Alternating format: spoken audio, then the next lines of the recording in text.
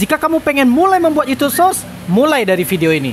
Kali ini kita akan membahas 5 niche yang bisa kamu pakai yang berpotensi viral di channel YouTube kamu dan menghasilkan jutaan rupiah dari YouTube. Simak videonya ya. Pernah ngerasa nggak kalau pengen membuat konten YouTube Shorts itu harus mulai dari mana ya? Harus membuat konten apa ya? Mungkin kamu ada kepikiran kayak gitu. Kalau benar berarti video ini tepat banget buat kamu. Halo, buat kamu yang belum kenal, nama aku Gio Maulana. Aku sudah membuat channel YouTube yang alhamdulillah mencapai 1,4 juta subscriber. Ini nama channelnya ya, Gio Maulana. Kalian bisa cari sendiri untuk pembuktian ya, 1,4 juta subscriber. Nah, kali ini aku membangun channel baru bertujuan untuk membantu teman-teman yang pengen belajar juga jadi YouTuber. Jadi ketika aku mulai dari awal lagi ya, tentu saja subscriberku masih sedikit ya. Nah, untuk teman-teman yang penasaran berapa gaji aku, nah dari video source ya rata-rata gaji aku itu nggak menentu sih, tapi aku mendapatkan banyak banget video yang viral dan menghasilkan ada yang 4 juta, 2 juta, 2 juta, 2 juta, 1.900.000 di satu video yang nggak sampai 1 menit teman-teman. Nah, pertanyaannya, apakah teman-teman juga pengen mendapatkan gaji dari YouTube Shorts? Nah, untuk itu aku akan fokus membahas YouTube Shorts di channel ini. Jadi kalau kamu pengen menghasilkan uang juga dari YouTube Shorts, subscribe channel ini, oke? Oke, kita masuk ke topiknya. Nah, berdasarkan dari penelitian ini dari arfix.org, aku sudah melihat banyak banget penelitian yang mereka lakukan untuk mendapatkan data yang signifikan atau yang jelas dari YouTube Shorts. Dia menganalisis konten jenis apa aja yang rame ya. Di sini aku melihat ada konten yang paling rame itu orang dan blog. Tapi sejujurnya ini hanya tipuan ya, bukan tipuan sih. Jadi lebih kayak orang itu pengennya membuat konten Shorts tapi nggak mengkategorikan videonya. Akhirnya otomatis jadi orang dan blog ya. Jadi mencapai 5 juta. Dan yang paling rame itu adalah hiburan, cara dan gaya, pendidikan, game atau permainan, berita politik, olahraga. Dan yang paling dikit itu hewan peliharaan ya. Tapi faktanya aku sendiri yang membuat konten tentang hewan peliharaan itu sudah mencapai 1,4 juta subscriber. Berarti aku termasuk orang dari yang sedikit tapi yang beruntung teman-teman. Nah, sekarang aku akan ngasih tahu, ini berdasarkan data ya. Sekarang aku akan ngasih tahu apa aja sih niche yang bisa kamu buat, konten jenis apa yang bisa kamu buat di video short yang berpotensi rame.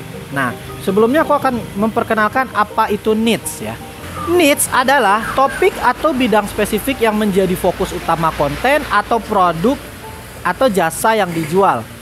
Nah, niche ini tuh berarti segmen pasar yang sempit. Jadi kita nggak bisa menargetkan video kita untuk semua orang, nggak bisa. Kita harus mengsegmentasikan ini konten kita mau dikasih ke siapa, mau untuk siapa, mau ngebantu siapa, mau menghibur siapa. Dan itu harus kita tentukan dari awal ya. Tapi kebanyakan orang kesulitan untuk menentukan niche. Jadi aku akan ngasih tahu cara menentukan niche. Cara menentukan niche konten, yang pertama kamu pilih dulu apa yang kamu suka ya. Apa yang kamu suka. Kamu list dulu daftar apa aja yang kamu suka ya, tulis di sini. Lalu kamu list lagi apa yang kamu bisa gitu. Kamu jago di situ.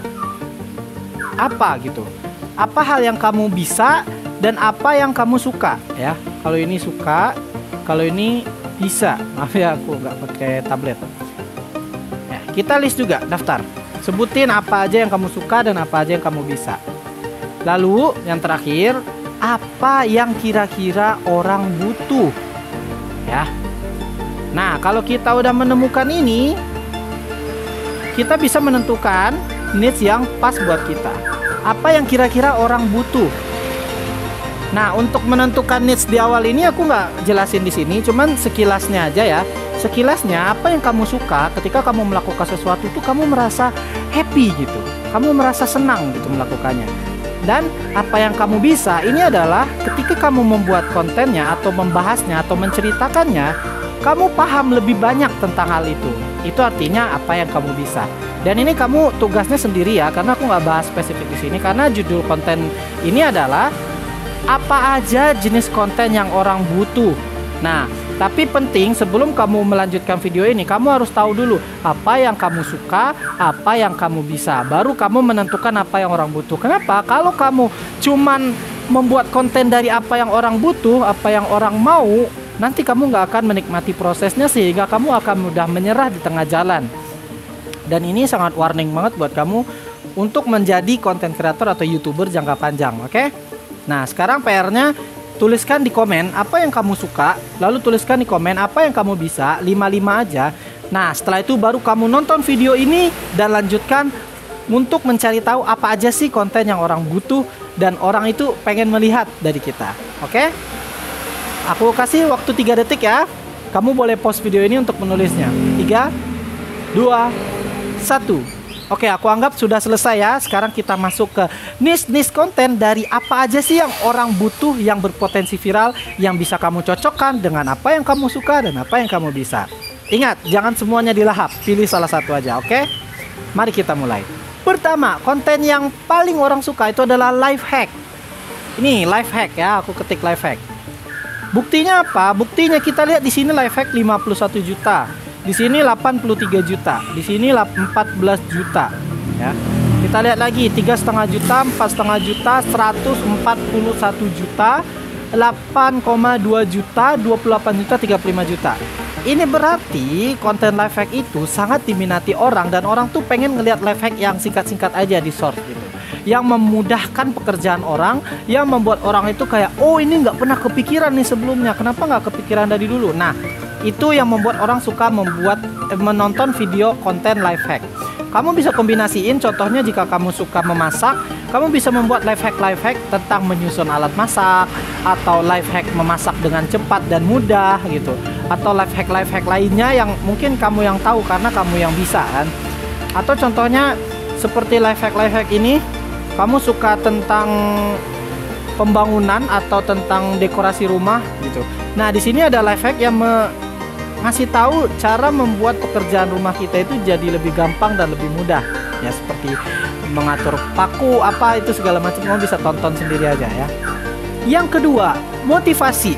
Nih, konten-konten motivasi itu menarik banget karena orang bisa mendapatkan motivasi instan dalam video source ya. Contohnya ini, motivasi Pak Habibie 690.000, ini 10.000 masih kecil lah, ini 1,8 juta tuh, ini 10 juta tuh, 88.000, 751.000, 482.000, 1,5 juta. Tips dari aku kalau mau buat video motivasi, kamu harus tentuin dulu orang seperti apa yang mau kamu motivasiin gitu. Jangan semua orang kamu anggap harus kamu motivasiin, jangan gitu.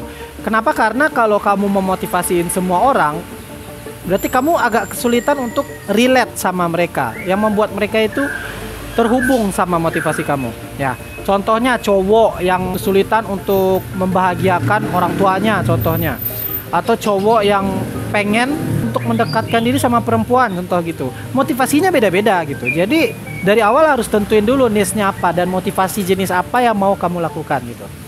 Tips dari saya juga boleh menggunakan kutipan dari orang-orang terkenal, tapi jangan sampai video orang itu yang kita ambil dan kita plek-ketiplek jadikan motivasi. Kalau itu kurang etis saja sih menurut aku, dan berkemungkinan kena hak cipta juga. Tapi bisa aja kalau kamu mau dan kamu modifikasi jadi konten kamu sendiri gitu. Itu tips dari aku kalau pengen motivasi. Yang ketiga, konten cerita lucu. Nih, cerita-cerita lucu kayak begini, kontennya tuh bisa sampai 8 juta tayang.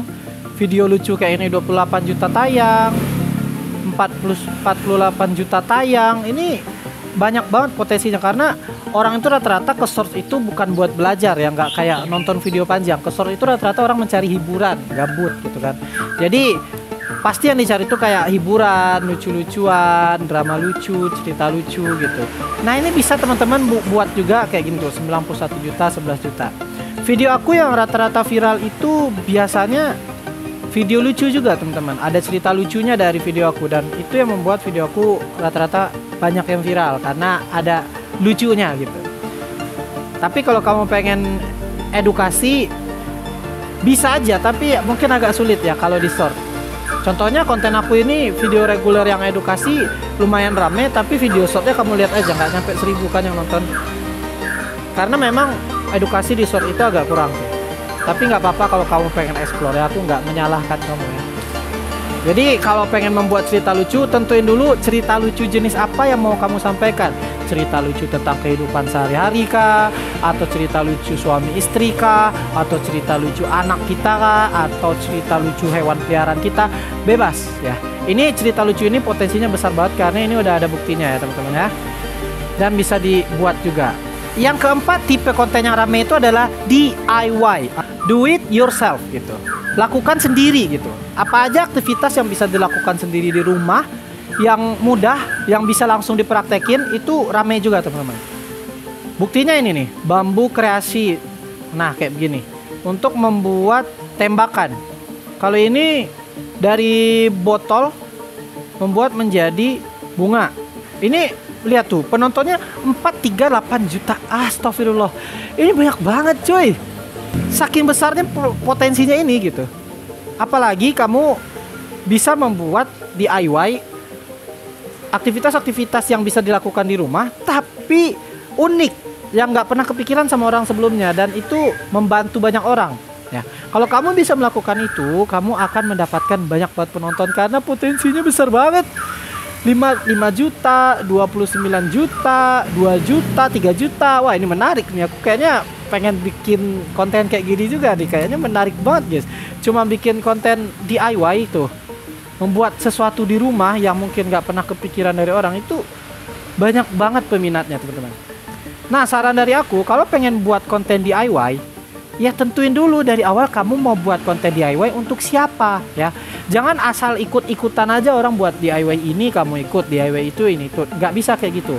Kalau saran dari aku ya, kamu udah tentuin dulu misalkan target market kamu itu tuh buat ibu rumah tangga. Berarti semua DIY yang berhubungan dengan ibu rumah tangga, seperti cara memperbaiki gelas yang patah contoh, atau memperbaiki rak piring yang rusak, atau keran yang bocor, itu semua kan pekerjaan ibu rumah tangga gitu. Jadi orang subscribe pun merasa terbantu karena relate sama dia gitu. Inilah pentingnya dari awal kita menentukan niche konten kita.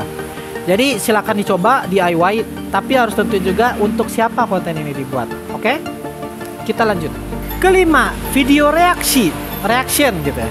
Nih aku buktikan ya, video reaction ini yang memperlihatkan emosi dan ekspresi orang yang menonton suatu video, lalu dibuat ada muka dianya gitu, dan melihat sebagaimana kocaknya sih muka dia, atau apakah dia ketawa, apakah dia kaget, apakah dia senang, apakah dia takut. Nah orang suka melihat reaksi-reaksi seperti itu di video short. Buktinya apa? Buktinya ini 64 juta video reaksi video orang lain ya. Ada ini juga 600.000, 120.000, ini 19 juta. Nih bayangin nih, dia ngereaksi video orang yang lagi ngereaksi. Gila nggak tuh? Kepikiran aja gitu ya, video orang yang lagi ngereaksi, dia reaksi sama dia gitu. Ini sebenarnya kalau menurut aku nggak etis sih kayak gini ya. Tapi nggak salah kalau kamu coba gitu. Tapi saran aku kalau kamu mau mereaksi ya, pertama kamu tuliskan sumber videonya dari mana.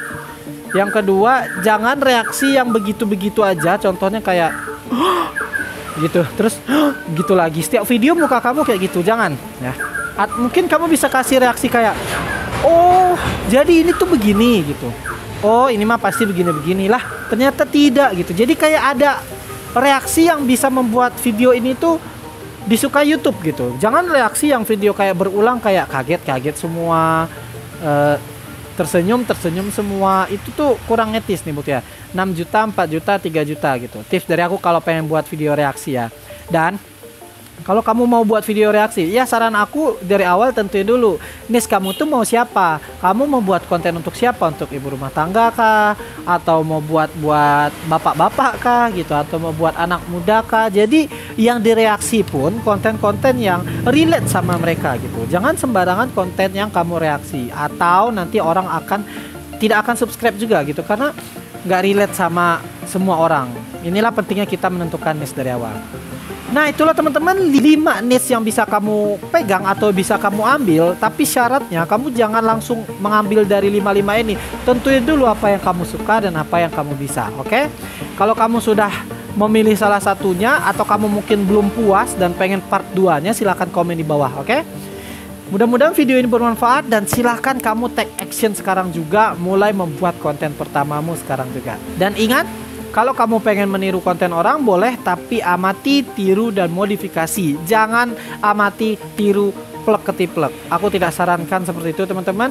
Jadi kita itu lebih baik beda sedikit dari orang lain daripada kita lebih baik daripada orang lain. Siap? Tanamkan mindset itu ya. Aku doakan mudah-mudahan kamu bisa menjadi YouTuber sukses lewat YouTube Source yang sebenarnya mudah dan potensinya besar. Sukses selalu. Jangan lupa like, share, dan subscribe channel ini agar kamu nggak ketinggalan informasi dan ilmu bermanfaat lainnya. Assalamualaikum warahmatullahi wabarakatuh.